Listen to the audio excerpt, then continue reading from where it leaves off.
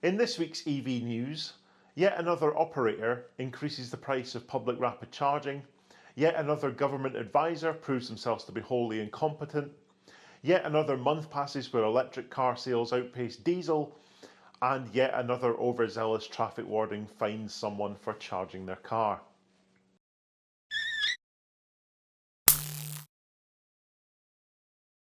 Welcome back to another roundup of EV related news, this time for week 31 of 2021.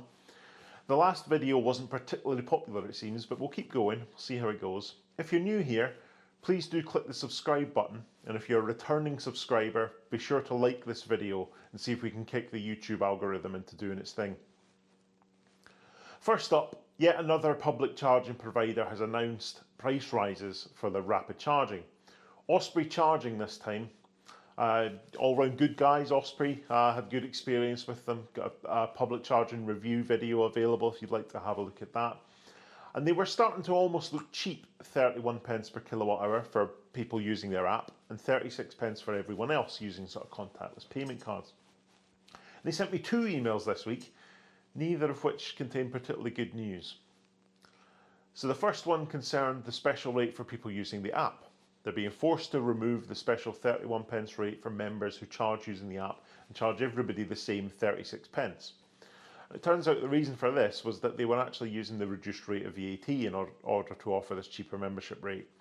And HMRC have told them that's incorrect and VAT on public charging should be 20%. Now to be clear on this one, because it causes quite a bit of debate, the rate of VAT on public charging hasn't changed. It's just some providers were wrongly charging 5% instead of 20%. And Osprey aren't alone in that. I don't think we can't single them out as the tax dodgers here. Instavolt were the ones making headlines last month for exactly the same reason when they decided they were going to increase the price of everybody's charging because they'd actually been applying 5% VAT for any transaction and they needed to increase the cost to 40 pence per kilowatt hour instead. Some of the media were presenting this as a terrible tax hike by the government. Oh, we're hiking the cost of EV charging. But in reality, the operators had just been incorrectly applying the rate of VAT, and it makes the product cheaper to the end user, but obviously doesn't make HMRC happy. And what HMRC says goes, unfortunately, as we all know. And a sucker punch came from the second Osprey email though. Not content with increasing the costs for app users to bring them in line with the 36 pence everybody else pays, they're increasing that rate for everyone else from 36 pence to 40 pence, and this was announced a couple of days later, citing increases in wholesale energy costs. Now, I know that public rapid charging isn't the most profitable endeavour. You only need to have a look at the accounts of some of these companies to tell that. And the hardware costs huge amounts to install, right? Huge setup costs, relatively low utilisation. But 2 price rises in a week seems like a little bit much to me. And it does mean that another provider joins the 40 pence or more club.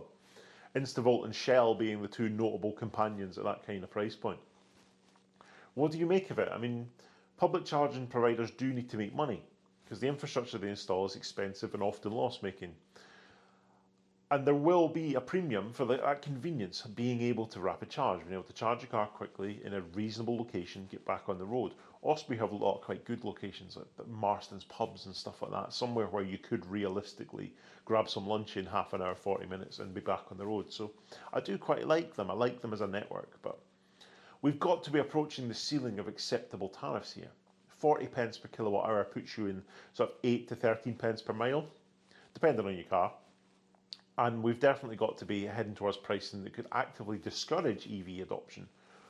If the incentive goes, then people will just carry on with petrol, won't they? It's a fine balance, I think. And I said in the last video, I disagree with government price caps. And I still do. It's still very much my stance. I don't think the government need to meddle in this. But the operators do need to be really careful that they're not just pricing people out of the market here, I think. Next up, surprise, surprise, more incompetence in Johnson's government. Hardly surprising, really. Boris Johnson's climate spokesperson, Allegra Stratton, has said that she would rather continue to drive her diesel car over an electric one because it's less convenient to charge on longer journeys, isn't it? Let that sink in for a moment. His climate spokesperson has said that she'd rather drive a diesel car. I was absolutely speechless when I saw this. What chance do we have as a nation of meeting our climate targets if we have the government's chief climate spokesperson telling newspapers that she would rather drive a diesel car because it's easier. Allegra Stratton told Times Radio that she doesn't want an electric car just yet because she needs to drive her children to their grandparents from time to time, who are mostly 200–250 miles away. She said, "Right now, if I had one, any of these journeys to my dad in South Scotland, my mum in Gloucestershire, my in-laws to the Lake District, and my gran in North Wales, they're all journeys that I think would be at least one quite long stop to charge. My kids are 7 and 4 and I don't fancy it just yet." Stratton said her son has tried to convince her to go electric and that she would be willing to do so once the stop times for recharging improved so much that it's half an hour. I mean, come on! Nobody's suggesting she needs a 24 kilowatt hour Leaf on an 11 plate with a knackered battery. But it seems to me like she's basing this entire statement on cars like that, or cars that were available when that Leaf was brand new even. A car with a 200–250 mile range is definitely not unheard of or unattainable these days. I mean, the new long-range MG5 will be very close to that, and that's at the cheapest end of the market. And I think our comment about the time to charge says, "Oh, I'll consider one if stop times for recharging improved so much that it's half an hour." Well, it already is. I'm going to move on now, because if I keep ranting on about this idiot, I'm going to say things that won't be particularly advertiser friendly. But please do let me know what you think in the comments, and I think some of you will have some quite strong opinions there. In direct contradiction to Boris Johnson's climate spokesperson's idiocy, July 2021 saw another month where electric car sales outsold diesel, according to the SMMT and the BBC article with the links in the comments.